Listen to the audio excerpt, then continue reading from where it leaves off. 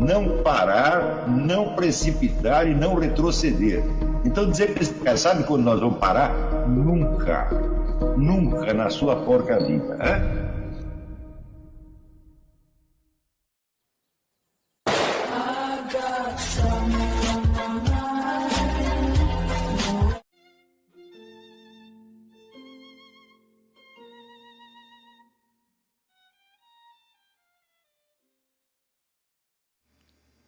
E aí pessoal, tranquilo? Então vem aqui antes do vídeo começar, pedir para vocês se inscreverem, quem não for inscrito, compartilhar, curtir, comentar. Quem puder seja membro do canal, que isso ajuda bastante. Tem também o link do Apoia-se. Quem puder ajudar nosso canal e apoiar financeiramente vai ser muito bem-vindo. Mas o mais importante é transmitir o conteúdo e os conhecimentos do professor Olavo de Carvalho para mais e mais brasileiros. Então compartilhe e ajude aí nossa causa. Muito obrigado a todos os membros, apoiadores do canal. Fico muito feliz. Tenho certeza que a gente está no caminho certo. Então fiquem com o vídeo e até mais. Valeu! Aqui nos Estados Unidos e um pouco por toda parte, a gente vê inúmeros livros de autores cristãos conservadores que tentam diagnosticar a crise do Ocidente, especialmente o fenômeno da descristianização da América, né? E isso é uma bibliografia interminável, são milhares e milhares de livros que a gente só pode então conhecer por amostragem. Não é possível ler todos, mas por amostragem, assim, um pouco randômica, você fica sabendo quais são as ideias que circulam nesse meio.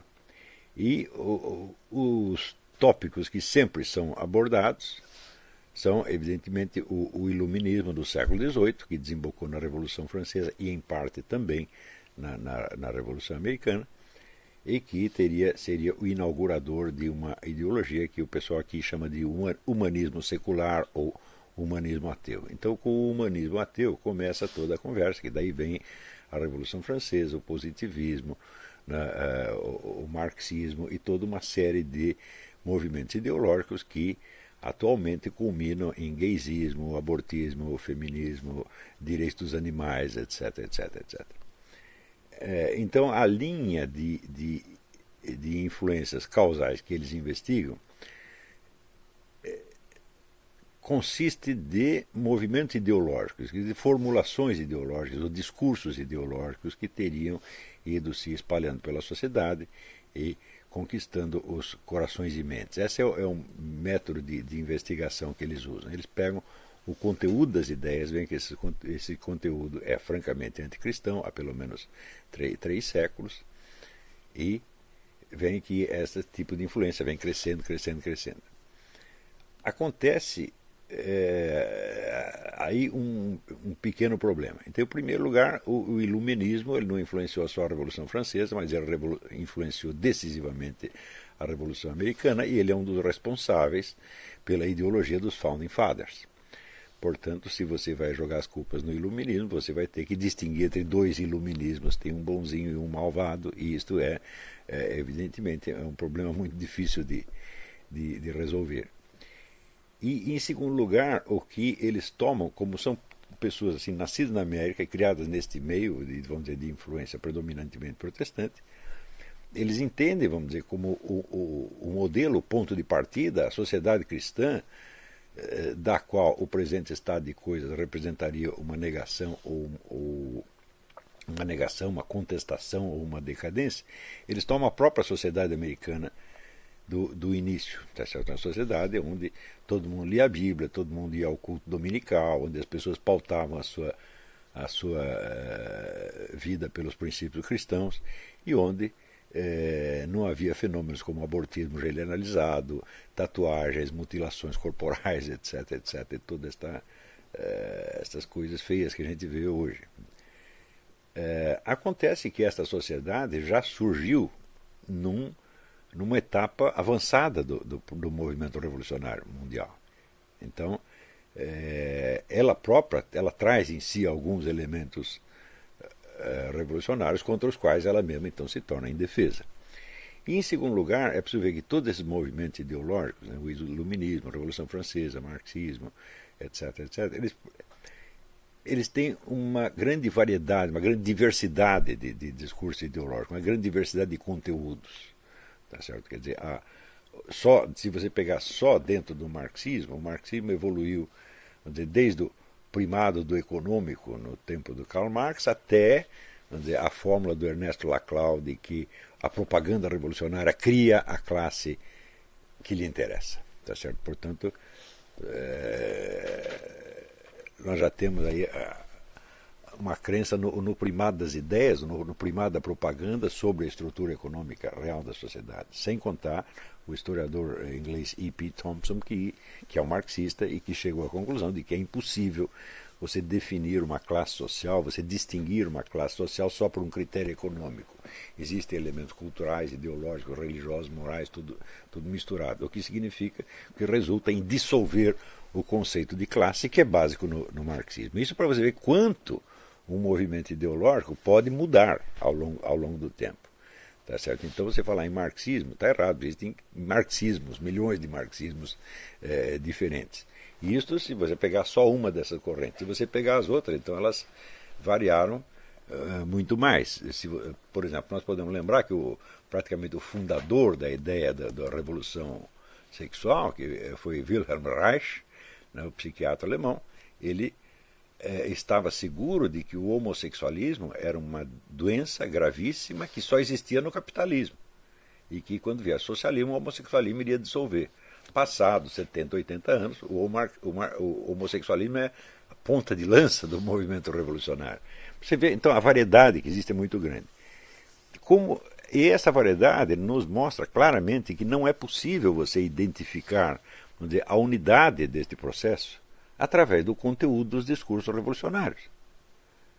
Então foi por isso que anos atrás me surgiu a ideia de ver se não havia uma unidade no plano da forma, isso é, da lógica interna do movimento revolucionário. Né?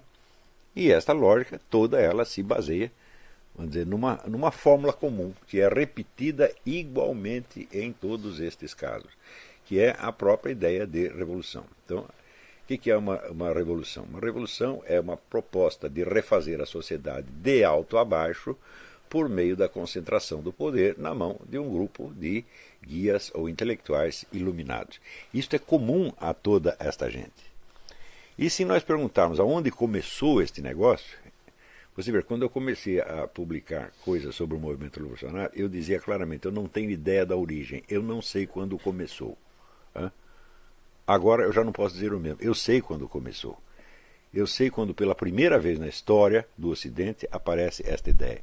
E ela aparece nas revoluções hussitas e taboritas do século XV, que eram movimentos cristãos. E esses movimentos eles se caracterizavam, vamos dizer, pela ideia de uma reforma total da sociedade para impor o cristianismo tal como eles o entendiam. Então, tratava-se, de certo modo, de você apressar o juízo final, ou pelo menos você aplanar o caminho para o Senhor. Quer dizer, para apressar a vinda de Cristo, então tínhamos que montar uma sociedade cristã, na qual talvez Jesus Cristo se sentisse à vontade. Quando, na verdade, o próprio Evangelho diz que quando Cristo voltar não haverá mais fé no mundo. Né? Pelo menos pergunta, haverá ainda fé no mundo quando Cristo voltar? Né? Então não lembro onde, mas isso está em algum lugar do Evangelho. Então, na verdade, a vinda do Cristo é causada, vamos dizer, não pelo império mundial do cristianismo, mas justamente ao contrário, pelo reino do anticristo. Não é isso? E, em segundo lugar, o pessoal também confunde, vamos dizer, a vinda do Cristo com o fim do mundo. Né? Também tem isso, que não é a mesma coisa. Né? Tá certo? Mas, de qualquer modo, o intuito deles era baseado no que eles tinham lido no Evangelho. Então, esse cidadão chamado John Hus, né, e um outro pessoal do movimento chamado Taborita, porque se reunia num monte que eles chamavam de Tabor, copiando o nome da montanha onde Cristo se apresentou para os apóstolos, né, montanha onde houve a transfiguração do Cristo. Né, E esses movimentos, a ideia deles era a seguinte, era eliminar o mal no mundo mediante a matança dos maus e instaurar então o império dos bons. E isso evidentemente foi a primeira proposta revolucionária. Você não encontrará uma ideia similar em parte alguma da história do Ocidente, e na verdade na história do mundo. Você não tem um precedente. Então eu digo, opa, eu descobri onde começou esta coisa. E esta coisa começa dentro do cristianismo, com um conteúdo ideológico cristão. Você pode dizer que não era ortodoxo, que era herético, etc, etc, mas, afinal de contas, o que caracteriza uma heresia é a sua presunção de representar o verdadeiro cristianismo. Quer dizer, uma doutrina que não seja cristã, que seja extra-cristã, não pode ser chamada herética. O marxismo, por exemplo, não é herético. Né? Tá certo? O positivismo não é herético, são apenas outras doutrinas estranhas, alheias ou inimigas, mas não são heresias. Né? Então, a heresia tem de surgir de dentro do cristianismo. Então, se vamos dizer, o conteúdo desses primeiros movimentos revolucionários é um conteúdo cristão, e se depois disso vão surgindo novos e novos movimentos revolucionários, cada um com um conteúdo ideológico diferente, então quer dizer, o conteúdo não interessa. O que interessa é o esquema originário. E este é o problema, não o conteúdo das ideologias. Quando você está aí combatendo o conteúdo das ideologias, bom, aparece outra ideologia revolucionária e outra, e outra, e outra, e outra, e outra. Pode até aparecer ideologia revolucionária de tipo liberal. Por exemplo, o que está acontecendo na China, se não uma espécie de revolução liberal, onde um governo comunista, com estrutura comunista, está implantando uma economia liberal na sociedade, sem que isto afete, vamos dizer, o esquema do poder centralizado. Que nos anos 90, os sábios iluminados aqui diziam que liberalizando a economia, liberalizar o regime, e eu insistia, falar uma coisa não tem absolutamente nada a ver com outra, porque um regime político não é determinado pela sua base econômica. Isso é uma coisa fundamental. Quer dizer, nesse ponto, o marxismo está 100% errado. E, aliás, o Ernesto Laclau é que tem razão. Quer dizer, o governo comunista ele se impõe pela propaganda, independentemente de qual seja a estrutura social que tem embaixo. Tanto que governos comunistas se implantaram em países com estrutura social completamente diferente, como, vamos dizer, a Rússia, a Hungria, Cuba, países da África, etc, etc. Esses países não tinham a mesma estrutura econômica. E, no entanto, o marxismo vai lá e toma conta. Quer dizer, o que tem que ver, vamos dizer, por exemplo, a situação de Angola com a situação da China ou de Cuba. São países completamente diferentes, mas o marxismo é o mesmo, a ideologia dominante é a mesma e o método de governo é também o mesmo. Então, simplesmente, vamos concluir dos fatos, não é uma doutrina. Não há conexão identificável entre a estrutura econômica da sociedade e a forma de governo que um grupo iluminado implanta nela. Então, não quer dizer que não haja relação, mas não há conexão causal identificável. Né? Então, isto quer dizer que o cristão que tenta diagnosticar a situação atual com base apenas na ideia do humanismo ateu, ele está se esquecendo de que a coisa surge não fora e contra o cristianismo, mas de dentro do cristianismo. Né?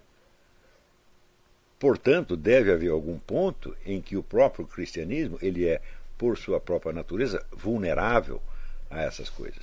E o ponto onde ele é vulnerável é exatamente a segunda vinda de Cristo, que é uma coisa que ninguém sabe, e o próprio Cristo diz que não sabe. Né? Porque pelo menos ele diz que não sabe quando é a data do fim do mundo. Né? Então, isso quer dizer que todo o universo cristão ele se funda num ponto que nós ignoramos, que nós não sabemos, e sobre o qual não temos nenhum controle. E, onde quer que a situação social, econômica, moral, etc., se torne opressiva ao nível do insuportável, tá certo? Então as pessoas começam a querer o fim do mundo ou querer a segunda vinda do Cristo já.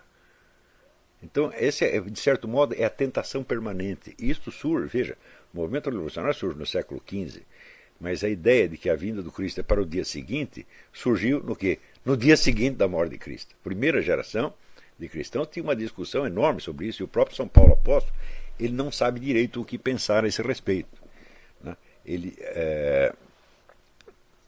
não está entre os que esperam a vinda do Cristo no dia seguinte, mas ele também não contesta isto francamente. Quer dizer, havia um imenso ponto de interrogação que está aí presente ainda. Então, vamos dizer, este é o ponto fraco do cristianismo.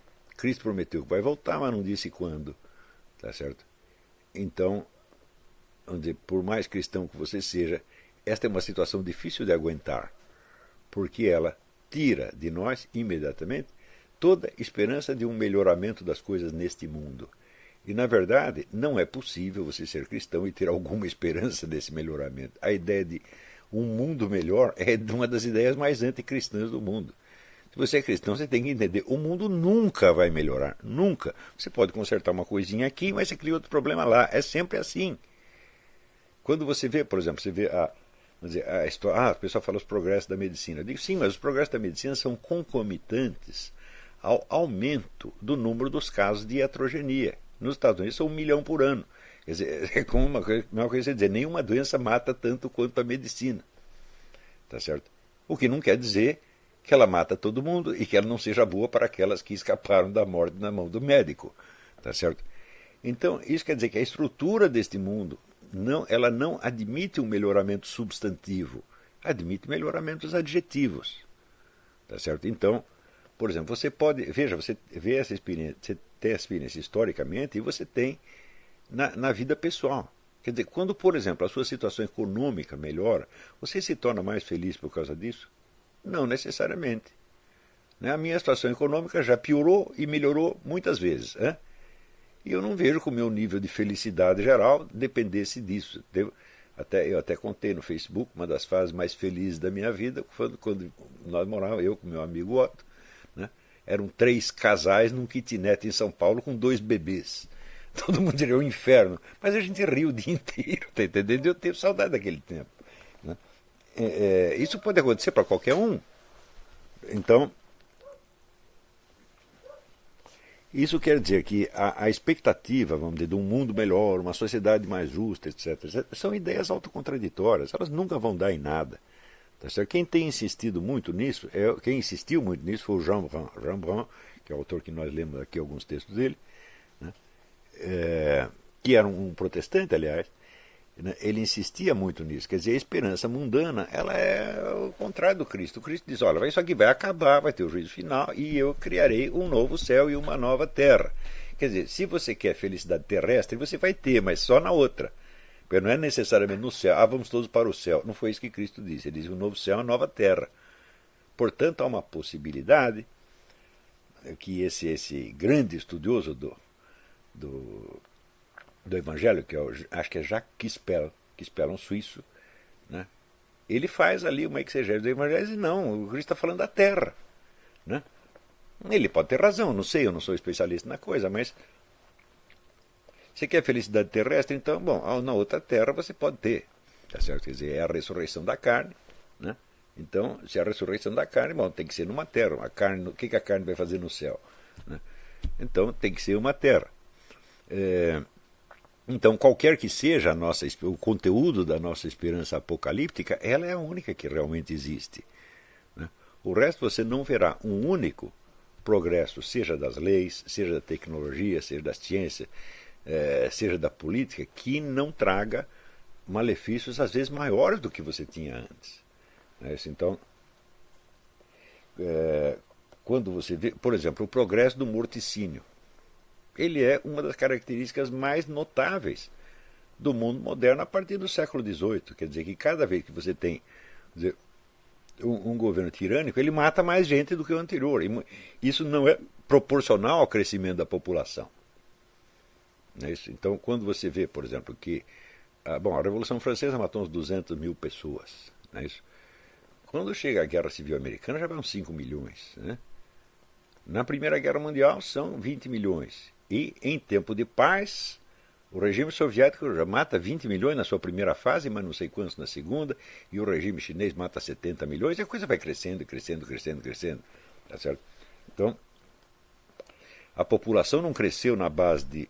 Veja, se você comparar a Revolução Francesa e a Revolução Chinesa, você pode fumar sentado ali, ninguém está reclamando. Senta aí. Então, não cresceu na proporção de 200 mil para 70 milhões em 2 séculos. Ela não cresceu tudo isso. Tá certo? 70 milhões, eu estou mencionando só a Revolução Chinesa. O resto não. Eu não estou contando nazismo, não estou contando nem a União Soviética, nem os países satélites, nem coisa nenhuma. Tá certo? Quer dizer, essa estimativa do livro negro do comunismo, ela hoje já está considerada, já está superada. porque nesse ínterim o R.J. Rummel ele reavaliou os cálculos para a Revolução Chinesa, que na época se dizia 40, 50 milhões, ele disse, não, foi pelo menos 70 milhões. Tá certo? Então, quer dizer que a estatística do livro Negro e Comunismo foi muito otimista. Né? Então,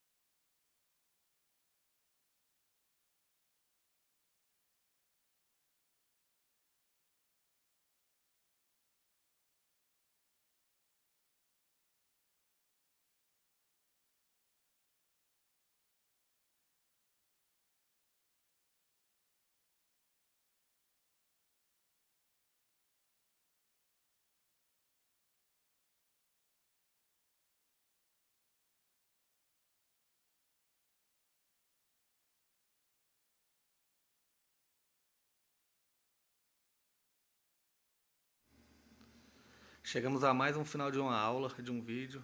Espero que tenham gostado. Quem não se inscreveu ainda, se inscreva, compartilhe, comente. Ajude o nosso canal, apoie, seja membro.